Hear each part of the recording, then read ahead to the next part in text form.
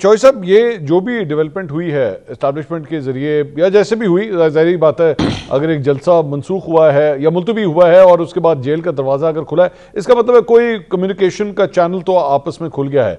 अब इस सिलसिले में आपके ख्याल में अब पाकिस्तान तहरीक इंसाफ अपने आप को वाकई एक प्रो एस्टैब्लिशमेंट स्टांस लेने की तरफ जा रही है बतौर मजमूई तौर पर एक पार्टी के तौर पर? प्रो एस्टेब्लिशमेंट स्टांस जो है ना जी, वो तो मुश्किल होगा हालात में, क्योंकि पीटीआई का वोटर जो है वो अब इस बात को नहीं मानेगा। और अगर आप समझें कि कोई डील हो और प्रो एस्टेब्लिशमेंट पीटीआई होना शुरू हो जाएगी या बात करेगी, तो उसका हाल तो फिर शहबाज शरीफ साहब वाला होगा और नवाज शरीफ बन जाएंगे। तो इमरान खान तो ये नहीं करेंगे। He is a very, I would say, accomplished politician, जो उन्होंने अपना आप को साबित भी किया है बार बार। तो वो ये बात तो नहीं होगी। लेकिन ये ज़रूर है कि देखिए मंसूर, दो ही तरीके हैं ना आप में तब्दीली लाने के। एक तरीका तो ये है कि जो बांग्लादेश में हुआ, हज़ारों लोग निकलें और जाके वहाँ पे जो है वो वायलेंस हो। ये मैं आप कोई भी इस चीज़ को सपोर्ट नहीं कर सकता, वायलेंस को। फिर मेरा जो अपना एक ज़ाती नुक्ता नज़र है वो ये है कि ये कैपेसिटी पीटीआई में नहीं है वायलेंस की। अगर इस तरह का कोई काम शुरू हुआ तो फिर हम जो रिलीजियस एक्सट्रीमिस्ट हैं वो इससे बड़ा फ़ायदा उठाएंगे और शिद्दत पसंद ग्रोह जो हैं वो इस मौके के ऊपर जो है वो लीड ले जाएंगे। सो फिर उसके बाद क्या हो हमें नहीं पता। और दूसरा तरीका फिर क्या है? दूसरा तरीका ये है कि एंगेजमेंट हो, और जब एंगेजमेंट होगी तो आपने कुछ पोजीशन आप पीछे हटेंगे, कुछ पोजीशन दूसरे पीछे हटेंगे।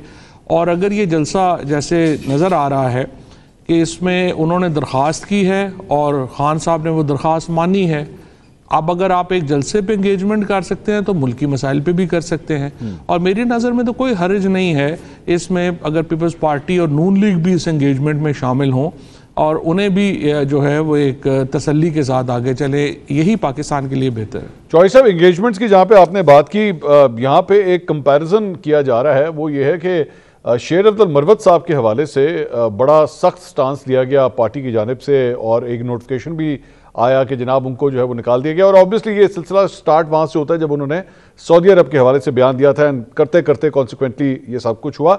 लेकिन उसके बाद एक मुलाकात उनकी होती है और वापसी हो जाती है शेर अब्दुल मरवत साहब की पार्टी के अंदर।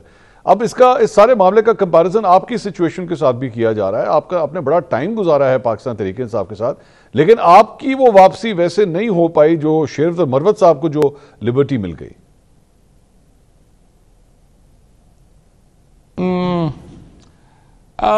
हो जाएगी, मेरा ख्याल है कोई ऐसा प्रॉब्लम नहीं है। बहरहाल एक ज़ाहिर है कि शेर अफजल मरवत साहब की आना जाना इतना इम्पोर्टेंट नहीं है। और यहाँ पे और भी चीज़ें जो हैं वो साथ जुड़ी हुई हैं, तो मेरा ख्याल है कोई इतना बड़ा प्रॉब्लम ये भी नहीं है, हो जाएगा इंशाल्लाह। तो ये मतलब आना जाना में बड़ा फ़र्क पड़ता है सर। वो क्राउड पुलर हैं शेर अफजल मरवत साहब, जाहिर बात है उनकी वजह से उन्होंने कहा मुझे जिम्मेदारी मिली है जलसों की, तो खान साहब मुझ पर ट्रस्ट करते हैं, तो ये बात है ना, you have to accept his trust. नहीं ठीक है, करें जलसे करें, उनको इजाज़त भी है जलसे करने सरने की, हमें तो नहीं है। अच्छा, ये इजाज़त आपको कहाँ से मिलती है? चॉइस नहीं जा सकते, इस्लामाबाद से कुछ लोग चले जाते हैं, हम तो नहीं जा सकते।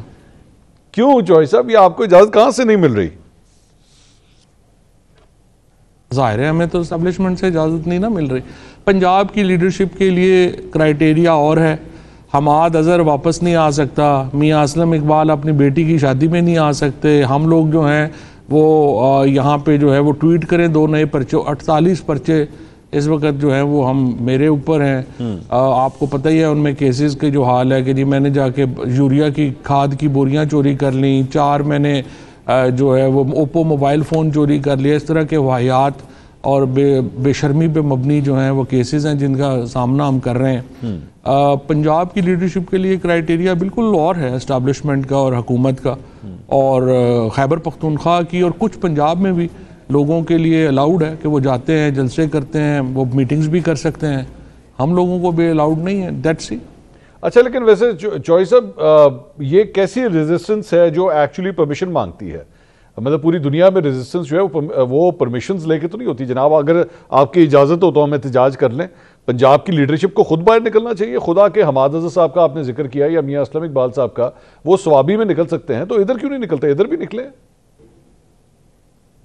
नहीं तो क्या बंदूकें लेके पहाड़ों पे चढ़ जाएं, मारगला में तोपें लेके खड़े हो जाएं? क्या एहतजाज करें, एहतजाज करें, जलसा जुलूस निकालें, बाहर रैली निकालें। क्या एहतजाज जब करेंगे जो तो गिरफ्तार होंगे। सबसे ज्यादा एहतजाज किसने किया है? सबसे ज्यादा एहतजाज पंजाब में हुआ है, सबसे ज्यादा बर्बरियत पंजाब में हुई है। लोगों की फैमिलीज को उठा लिया गया, उनके बच्चों को उठा लिया गया, औरतों के ऊपर उनके सामने तशद्दुद किया गया, लोगों को जो है वो तहखानों में बंद किया गया। क्या क्या बर्बरियत और फस्तायत पंजाब में जो है वो नहीं देखी, पंजाब की लीडरशिप ने नहीं देखी।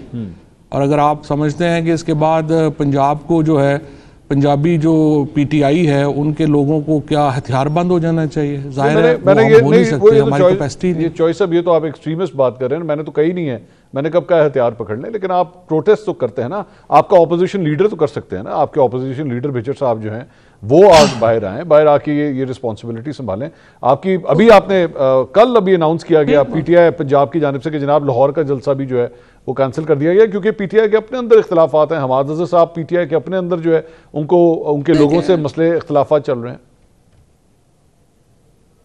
देखिए सच्ची बात है मंसूर के पीटीआई का काडर पंजाब में तोड़ दिया गया है, हमें ठुड्डे मुक्के मार के हमें फारिग कर दिया गया। अब basically as far as PTI is concern, तो पीटीआई ने तो इस वक्त ट्रांसफॉर्म हो गई है पार्लियामेंट्री फॉर्म के बजाय प्रेसिडेंशियल फॉर्म में, और इमरान खान के और लोगों के दरमियान में कोई जो है वो एक कोई वो नहीं है, बफर नहीं है, या ये कह लें कि लीडरशिप जो है वो मौजूद नहीं है। ठीक। और उसका अब अगली जो एहतजाज की जो तरीका है, जो मैंने पहले भी जो है वर्ज किया कि देखिए ना, एहतजाज की टाइमिंग होती है। 9 तारीख को टाइम था, 9 फरवरी को करना चाहिए था, नहीं हुआ।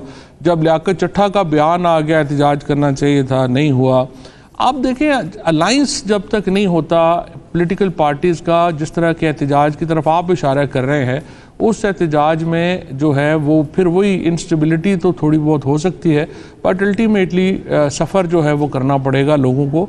इसीलिए मेरे ख्याल के अंदर एहतजाज से पहले बड़ी पॉलिटिक्स को ठीक करने की ज़रूरत है। और बड़ी पॉलिटिक्स का मतलब यह है कि जो अपोजिशन की पार्टीज़ हैं उनको एक अलाइंस में लाना बहुत अहम है। मैं last question on the topic choice साहब, एक कंसर्न पीटीआई के अंदर यह भी पाया जाता है कि अलीमा खान साहिबा जो है बहुत ज़्यादा प्रोएक्टिव हो रही हैं। शौकत यूसुफजई ने एक्चुअली कल एक प्रोग्राम के अंदर उनके ऊपर तनकीद कर दी कि जनाब ये मौरूसी सियासत यहाँ नहीं चलती, हम लोग बाउंड नहीं है कि अलीमा खान की जो है वो हम बात माने। आप समझते हैं कि अलीमा खान को ही एक्चुअली इसको लीड करना चाहिए, इस प्रोटेस्ट को, अगर पार्टी की दीगर लीडरशिप काम नहीं कर रही, या आपके ख्याल में उन्हें बाकी पॉलिटिक्स से दूर रहना चाहिए? देखें जी, इमरान खान का साथ देना जो है वो हर शख्स का फ़र्ज़ है, चाहे वो अलीमा खान हो, चाहे शौकत यूसुफजई हों या फवाद चौधरी हों, क्योंकि ये लड़ाई ये है कि इसको जीतना ज़रूरी है। अदरवाइज़ तो अवाम की फिर तो हमारी तवक्कुआत ही ख़त्म हो जाएंगी। अगर अलीमा खान एक एग्रेसिव पॉलिटिक्स जो है वो कर रही हैं तो उनको हक़ है कि वो करें। फिर देखें वो बहन भी हैं, आप ये भी मार्जिन दें उनको कि एक जो फैमिली का एक एडिशनल जो उनका एक ताल्लुक़ रिश्ता है उसकी वजह से वो अग्रेसिव भी होंगी। सो अगर बुशरा बीबी या उनकी फैमिली या अलीमा खान अगर कोई बात करती हैं तो उस पर माइंड करने वाली तो मुझे कोई बात नहीं लगती।